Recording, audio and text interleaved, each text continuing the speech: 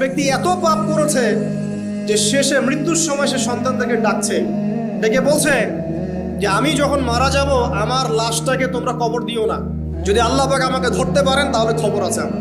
কি করতে হবে? সে বলছে যে আমার দেহটাকে তোমরা পুড়িয়ে ফেলবে এবং পুড়িয়ে ফেলার পরে ছাইগুলোকে একত্রিত করবা, করে অর্ধেক ছাই সমুদ্রে ভাসিয়ে দিবা, অর্ধেক ছাই বাতাসে উড়িয়ে দিবা। সন্তানরা তাই করলো। মৃত্যুর পর আল্লাহ পাক এই সমুদ্র এবং জমিনকে বাতাসকে আদেশ করলেন যে তোমরা ছাই জড়ো করে দাও।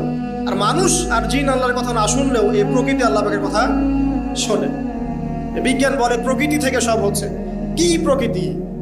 প্রকৃতি কি, কাকে বলে? মানুষকে আল্লাহর ইবাদতকে বাদ দিয়ে প্রকৃতি পূজায় নিয়ে গেছে। এই পুরো প্রকৃতি আর মহাবিশ্বে এক আল্লাহর ইবাদত করে। কে সৃষ্টি করলো প্রকৃতি? প্রাকৃতিক ভাবে হয়েছে সবকিছু বলে, আল্লাহ থেকে হয়েছে বলা যাবে না, বলে আপনি মৌলবাদী হয়ে যাবেন।